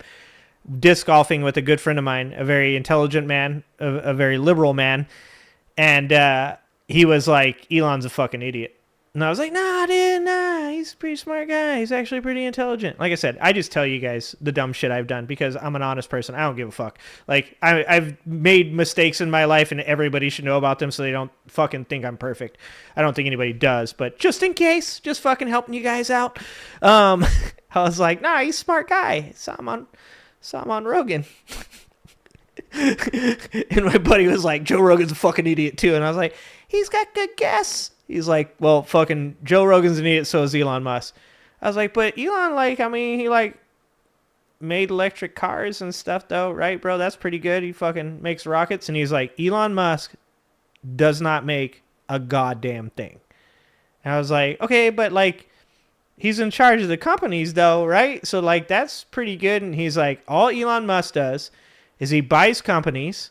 He has smart people that work there, and he takes credit for the shit that they do. And I was like, all right, man, hey, that's just like your opinion and stuff, man. Fast forward about 10 years. And I'm like, fuck. He's right. Because when he says I have a battery that goes 1,000,000 miles, what he means is some really fucking smart engineer has came up with a battery that potentially can go 1,000,000 miles. Elon Musk didn't do it. Elon Musk paid him, probably not enough, to come up with that idea. $5 fire, $10. Thank you. Thank you for the $10. If you're planning pure live stream due to time constraints and reaching a greater audience, I have a plan. I'll DM you. Oh, yeah. Anything you want. You know, I fucking answer the messages. DM away, my friend. DM away. And thank you for the $10. Yeah, I don't know. We're going to try and keep, we're going to try and do this. I'm going to try and be on more. I'm going to try to, after work, get home, plug myself in, not lag, not buffer. Like what happened tonight. Not a solid start from the Angry Ginger. Not a solid start. But we're going to try to get on. And also, fuck, that first video made me so goddamn mad. It put me in such a bad mood. I gotta learn to do this shit better. That first video had me so fucking angry, dude. Ah, damn it. And that thinking about it makes me angry. I need to start with like some funny shit and then move into the angry shit. Because god damn, this is why sometimes I don't want to make videos and stuff. Like, I came down here, I don't know if you guys know about that 70-year-old Asian man that got fucking tossed to the ground by that cop, and it like broke his orbital bone, fractured his skull, broke his neck, I think. But I was like, fuck that shit, I'm gonna make a video about that. I came downstairs and I watched that video and I got so fucking angry that I was like, I can't do it. If I make a video, I'm going to say something and the police are going to come to my house. And then to make it even worse, the video auto-played and played like 3 more videos of cops beating the shit out of black dudes for no fucking reason. And I was like, I can't. Nope. Look, my uncle is a captain in the CHP. I like good cops. I like cops that are good people, that do it for the right reason. But there are a lot of police officers out there that potentially are either poorly trained or just not good people. And after watching those videos, I was like, I can't make this video. Because if I do, I will say shit that will get me in a lot of trouble. And I chose not to. So I'm just saying, I got to do a better job of figuring out. I don't watch these videos before I get on stream. So sometimes they catch me off guard and they fucking piss me off. So I don't know. I got to start with a little more of the like happier stuff, funnier stuff than, just straight up anger. Well, and I appreciate you guys saying that. I have a channel called The Giggling Ginger, but I put some dad jokes on it. I put some dad jokes on The Giggling Ginger, and I haven't done anything with it since then. It's got 100 subscribers, though. They're good jokes. They're great jokes. I really appreciate you guys for saying that. But, like, this shit really does upset me. It fucking makes me mad. The stupidity of this administration harming American people angers me. It makes me so goddamn mad because I can't even look at the shit these people are doing and go, this is Hitler. Because Hitler fucking knew what he was doing. He had a plan. That fucker, evil, disgusting, garbage human being. But he had a plan. And what he fucking did was horrific. But you could look at it and you can go, fuck that motherfucker, because he was planning on doing that shit. He's the worst human being that has ever lived because he wanted to do that to those people. With Donald Trump, I don't even get that. I don't get that W to be like, oh, look at that motherfucker. He knows what he's doing. He's doing this shit. No, he's a moron. He's an idiot. And I genuinely believe this fucking narcissist thinks that he's like, no, everything's going to turn out good for me and my billionaire buddies. And these idiot citizens, they're just going to go right along with it. Like, that's his plan. But he's fucking up even that. Even his billionaire buddies are like, please stop. Please stop. Fucking Bill Ackman. Bill Ackman, a man who got tricked by a Twitter account called the Black Insurrectionist that turned out, of course, to be owned by a fucking late 30s white guy. Okay, Bill Ackman was like, Donald Trump, these tariffs don't make sense. Fuck. God damn. It's infuriating. It is. It's fucking infuriating. I can't get, And so, since I don't pre-watch the videos, I watch one of these videos that has this shit in it that, like, fucking Donald Trump's, clearly fucking lying to people about this guy being a terrorist. And I get people that come in the chat are like, hey, he's a terrorist. You like terrorists? And I'm like, what's wrong with the country? We can't have nice things. We're fucked because of you. It's fucking infuriating. Sorry, dude, you gotta show me first. Fucking show me state. Teslas are for douches right now. This is all the beta for the Tesla. If you drive a Tesla, you're pretty much corny. You're paid, dude. There's a few dogs I know that have Teslas that are fucking pretty sick, chill. dude. These are Rogan's friends. Musk is. We'll see. Musk is on my level for sure. We'll see. We'll see what happens with Musk. What do you think he's not smart? I don't know. He's not smart. About that guy. Okay, I'll be best faith about this. I'll try to steelman this as best as I can. He is smart, but he smoked himself fucking stupid. Okay? How about that? That's the best faith, like, try to be, give it, like, the best I got. I know that's not actually steelmanning, but it's the closest I can come on this one. Okay, guys? All right? The closest I can come to any argument that Elon Musk ever was an intelligent human being was that Elon Musk went on Joe Rogan's show smoked a joint, and it's been all downhill since then. Also, at the same time, that would mean that at the time I argued with my friend that he was smart, that I was right. Boom! Fucking works out! Look at that! That's a fucking twofer! That's a twofer! Something about he's that a fucking guy. freakish genius, dude. He's been getting a lot of negative I think press. he might head to the Willow world, dude. So what? Oh, you think he's a fucking pedo? We'll see, dude. Musk I is a might pedo? roll him up. You call him Musk a pedo? I might roll him up. Wow. You're hating on Musk. I don't have any evidence, but I can look one, see one. So I don't think Dude, Shane bookmark that or shit. Tim Dillon were ever really fans of his. So the best would be if they both went on Joe's podcast and started roasting Elon. I mean, I honestly don't think Joe could handle it. He'd probably have to scrap the podcast. You know, he can't upset his master. But let me know what you guys think. And make sure you check out my Patreon. I recently talked about how Rogan flipped out at his comedy club because he thought a woke journalist infiltrated the green room. It's hilarious. Oh, that was Andrew Callahan. He's talking about Andrew Callahan. That's hilarious. Andrew Callahan just told that story the other day, that he was down drinking in the bar because his friend was at Joe Rogan's comedy club, and people kept coming up to him and recognizing him, and he asked his buddy, who was a comedian that was going on stage there, if he could go up to the green room. The dude let him go up to the room.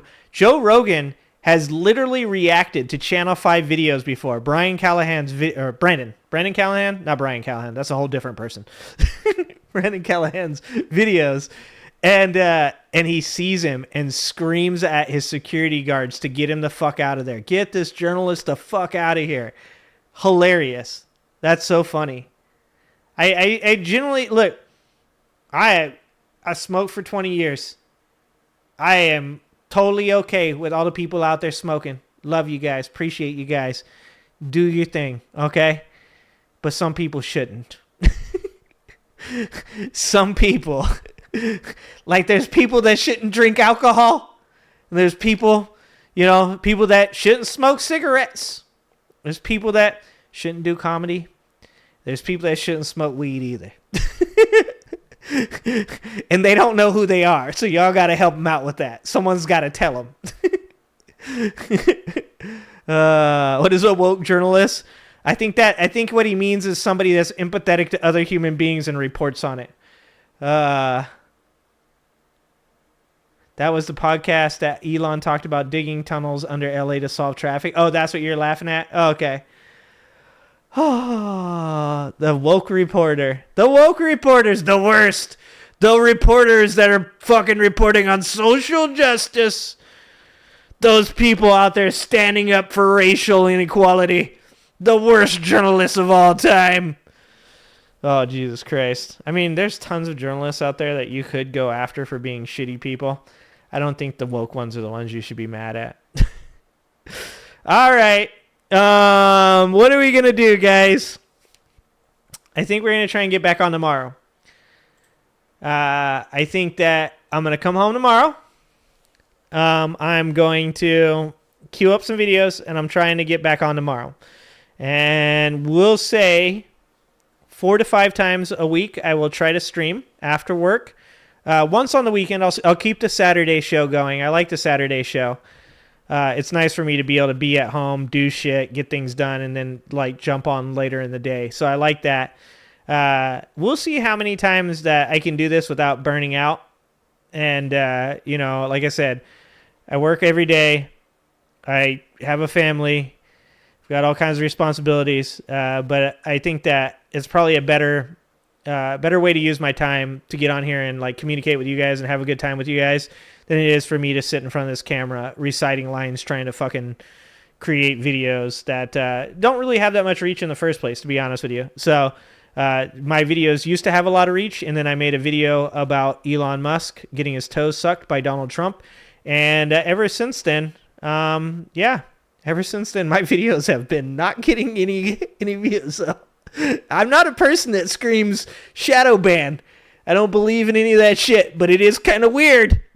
It's kind of weird that I made a video making fun of Donald Trump sucking Elon Musk's toes. And ever since then, the views on those videos have gone way down. I might have fucked up. Oh! Oh, God, it was worth it, though. Oh, that was a good video. It was a good video. I laughed a lot making that video. God. The good old days, like a month ago. All right. I love you guys. I appreciate you guys. I hope to be on tomorrow. Turn on notifications. Like the stream. If you haven't subscribed and you're just watching and lurking in the background, even if you're a Trump hater, you guys know you like being shit on. It's your kink. That's what you guys like. A little poo-poo on the chest. You guys enjoy that shit. That's why you made Trump your Lord and Commander, your king, because he shits on you and you guys like that shit. Okay? So hit that subscribe button. Hit the like button. Turn on the notifications. And maybe we'll check out. Let's watch that economy video tomorrow. I know you guys are like, "Fuck, I'm not watching it now." It's a good video. It's a very, very good video from Gary's Economics, and I like to watch it with you guys because it does a great job of explaining how stupid this whole tariff shit is. Like, it's great. So let's try to watch that tomorrow.